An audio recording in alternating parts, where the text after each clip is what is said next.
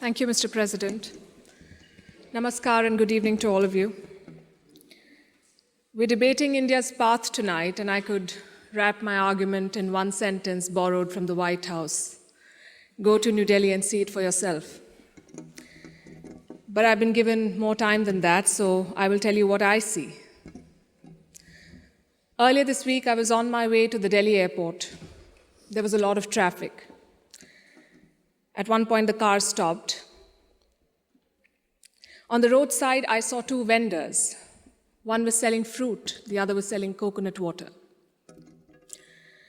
What caught my attention was not what they were selling, but how they were selling it. Both had a QR code prominently displayed. And every single customer walked up to them, scanned this QR code, and paid for their purchase, every single one of them. To me, this is a picture of today's India. It shows three developments, three of the many developments I shall list out tonight. Number one is financial inclusion.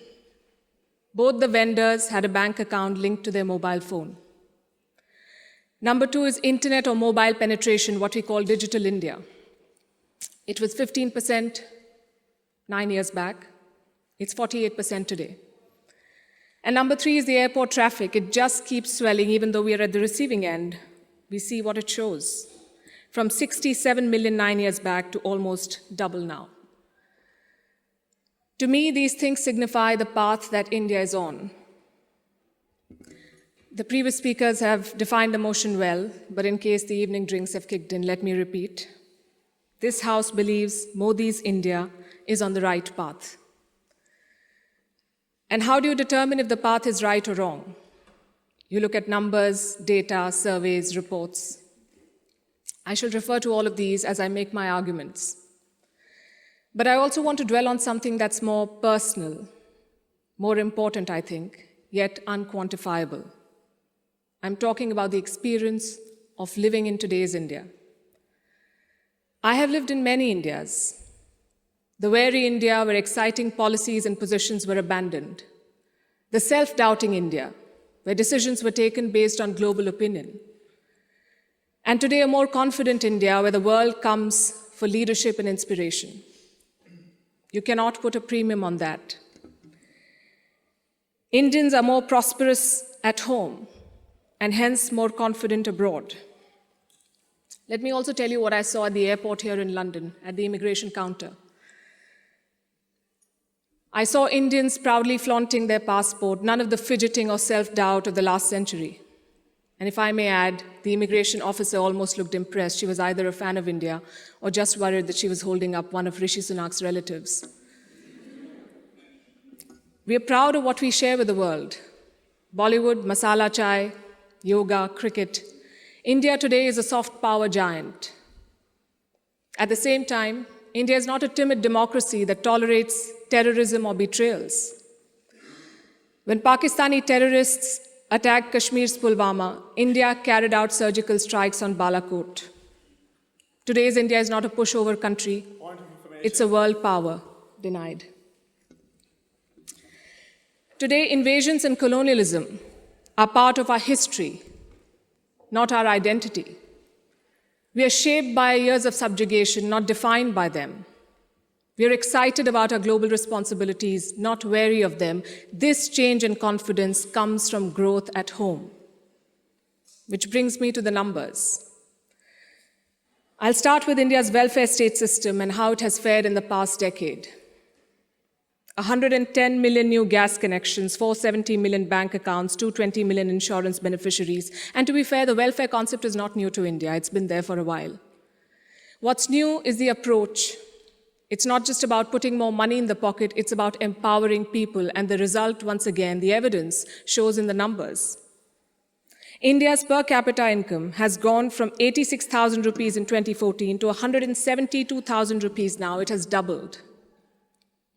And a big reason for that is the falling inflation, from more than 8% 9 years back to less than 6% today. And this, ladies and gentlemen, is in the middle of a global cost of living crisis. Foreign direct investment is at its highest level. Foreign trade is at its highest level. The growth mantra is connectivity. And I don't have to tell the British that. First thing you did in your colonies was build roads and railways. Our growth story has been about two Indias: the urban India, the bustling urban India, and a sluggish rural India. Today, we are trying to connect the two. We are building more than 38 kilometers of highway every day, which is 50% more than what it was 7 years ago. The number of airports has doubled since 2014. The total capacity at seaports has doubled. This connectivity is what is driving India forward. You mentioned GST. Our constitution calls India a union of all states, which is a great tribute to our diversity. But it also meant 28 different state economies, different taxes, different trade practices. This government tried to unify it to create a single Indian market. It took time, but the result is this today. Tax collection is at its highest ever. The number of taxpayers has doubled since 2017. I have a lot of data I could go on, but you get the drift. So now I'm going to talk about India's global position. Because your path is also about your role in the world. Are you a troublemaker or a consensus builder? I think there is no doubt as to where India stands. India is a member of the Quad and the SCO. India is invited to the G7, but is also a member of the BRICS. India rubs shoulders with the West, but also leads the global South. Which other country can claim to juggle these roles? And how does India do it? Because we are not trying to play an outsized role in the world, we are trying to play the right role. In the Russia-Ukraine war, India has not taken sides. And I know it confuses a lot of people here, but back home the thinking is very clear. It is not in our national interest to pick sides and make things worse. India has excellent relations with Russia and the West, and we want to preserve that. It's like when your two good friends fight. Do you pick sides and make things worse? Or do you try to talk sense to them and bridge the divide? I know what a good friend would do. I see what India is doing. India has always been, or always tried, to be a part of the solution, not the problem. Look at our neighborhood policy. When Sri Lanka was sinking, India provided assistance worth $4 billion, no strings attached, no grudges held, for Colombo's proximity with China. A lot of people say that India is losing control of South Asia. I say South Asia was never India's to control. New Delhi is building relations based on mutual respect and equality, and the results show beyond government interactions. Countries like Nepal and Bhutan are using India's online payment systems.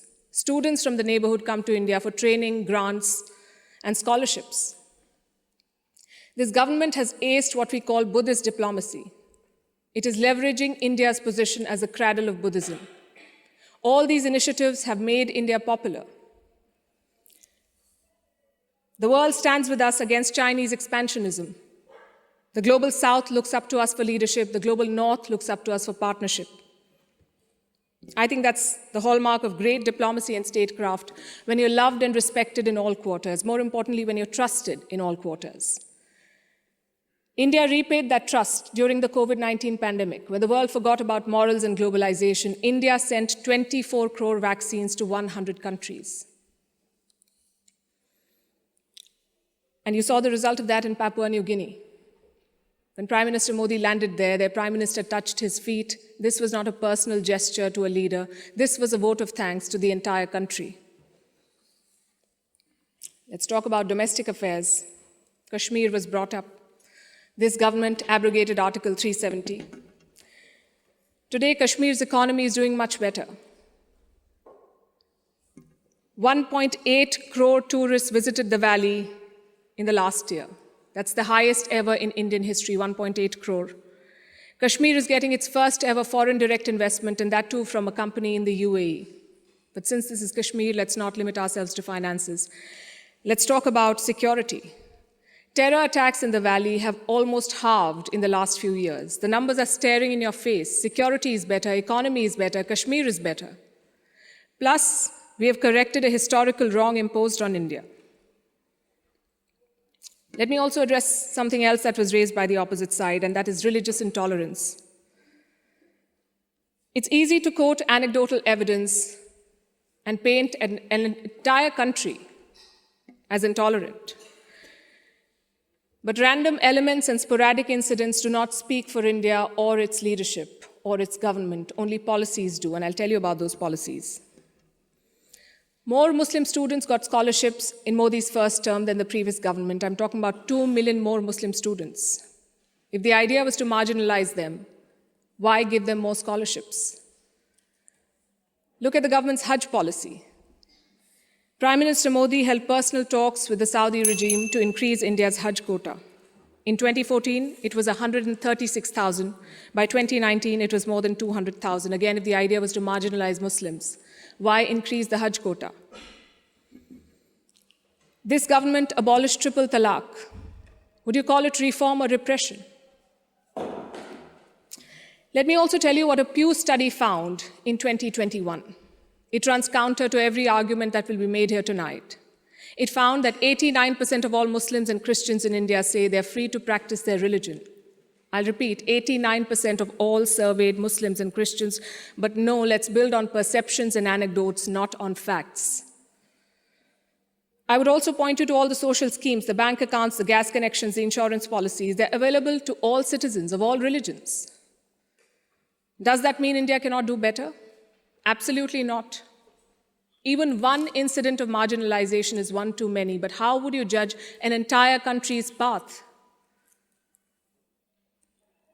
In fact, it struck me when I was invited for this event, why would Oxford University be interested in debating the path of Modi's India?